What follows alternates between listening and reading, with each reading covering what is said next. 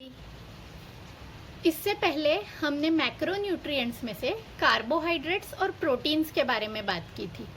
आज हम फैट्स के बारे में बात करेंगे। फैट का नाम सुनते ही हम डर जाते हैं क्योंकि हमें लगता है कि फैट्स खाने से हम फैट हो जाएंगे, इसलिए हम फैट से हमेशा दूर रहने की कोशिश करते हैं। पर क्या सचमुच फैट्स इतने बुरे होते हैं? नहीं। 1 ग्राम ऑफ फैट हमें 9 कैलोरीज देता है, जबकि प्रोटीन्स और कार्बोहाइड्रेट्स का 1-1 ग्राम हमें सिर्फ 4 कैलोरीज देता है। इसका मतलब फैट्स एनर्जी का सबसे बड़ा सोर्स है।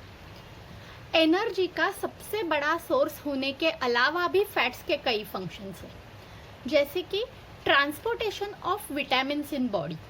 विटामिन्स ए, डी, के और ई ये फैट सॉल्युबल विटामिन्स है। तो अगर बॉडी में फैट प्रेजेंट नहीं होगा तो ये विटामिन्स हमारी बॉडी में ट्रांसपोर्ट ही नहीं हो पाएंगे, एब्जॉर्ब ही नहीं हो पाएंगे। दूसरा होता है it acts as cushioning to body. हमारे स्किन के नीचे का फैट, अंदर के ऑर्गन्स के अराउंड का फैट हमारे ऑर्गन्स को प्रोटेक्टेड रखता है, इसलिए थोड़ा सा गिर जाने पर हमारे इंटरनल ऑर्गन्स को इंजरी नहीं होती।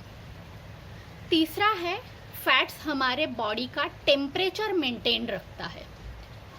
तो इससे ये पता चलता है कि बॉडी के लिए फैट्स तो ज़रूरी है, लेकिन सभी टाइप के फैट्स अच्छे नहीं होते। हम उन्हें गुड फैट्स और बैड फैट्स कह सकते हैं। तो वो जानने के लिए पहले हम लोग अलग अलग टाइप्स के फैट्स के बारे में जानेंगे। पहला है सैचुरेटेड फैट्स।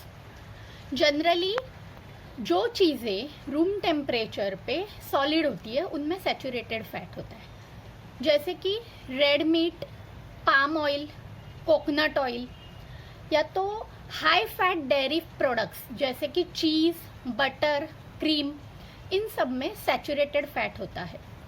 सैचुरेटेड फैट हमारी बॉडी के लिए उतना अच्छा नहीं होता क्योंकि ये हमारा एलडीएल यानी कि बैड कोलेस्ट्रॉल बढ़ाता है, जिससे हमारी कार्डियोवैस्कुलर डिसीजेस और स्ट्रोक की रिस्क बढ़ जाती है।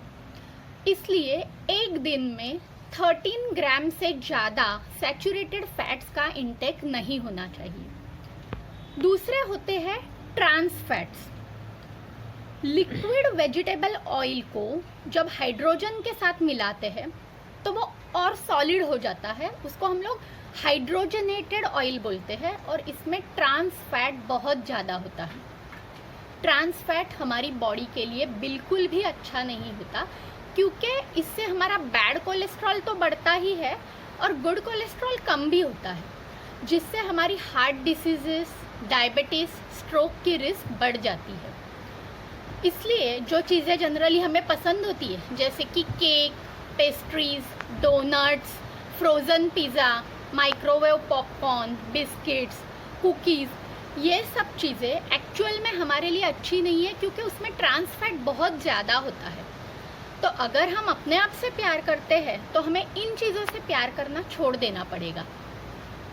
तीसरा होता है अनसैचुरेटेड फैट। इसे हम गुड फैट कहते हैं क्योंकि ये हमारी बॉडी के लिए बहुत यूज़फुल होता है।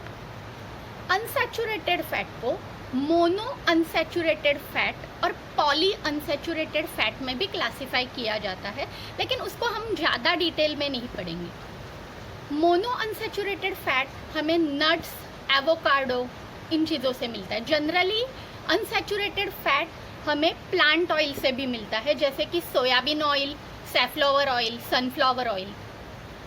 अब पॉली अनसैचुरेटेड फैट में ओमेगा 3 फैटी एसिड्स हमारे लिए बहुत इम्पॉर्टेंट होते हैं क्योंकि ये हमारी हार्ट हेल्थ अच्छी करते हैं। इसके अलावा ये हमारे ब्रेन, आईज और जॉइंट्स की हेल्थ के लिए भी अच्छे होते हैं। तो इसके लिए ओमेगा 3 की हमारी बॉडी को बहुत ज़्यादा ज़रूरत होती है। तो अब ये मिलेगा कहाँ से? नॉन वेजिटेरियन सोर्सेस में एग योक और ऑयली फिश से हमें ओमेगा 3 मिलता है। वेजिटेरियन सोर्सेस में अलग अलग नट्स जैसे कि पीनट, वॉलनट, अलग अलग सीड्स जैसे कि फ्लैक्स सीड्स, चिया सीड्स, इनमें से हमें ओमेगा 3 मिलता है। तो ये चीज़ों का कंजम्पशन करना ज़रूरी है। तो अगर फैट्स की ओवरऑल बात करें तो हमें ये पता चलता है कि फैट्स का इंटेक तो करना है, बट सैचुरेटेड और ट्रांस फैट का इंटेक नहीं, जबकि हमें अनसैचुरेटेड फैट्स के इंटेक पे ध्यान देना है, ताकि हमारी बॉडी को फैट्स भी मिल जाए, उसके बेनिफिट्स भी हमें मिले और इसके हार्मफुल इफ़ेक्ट्स हम अवॉइड कर सकें। Thank you.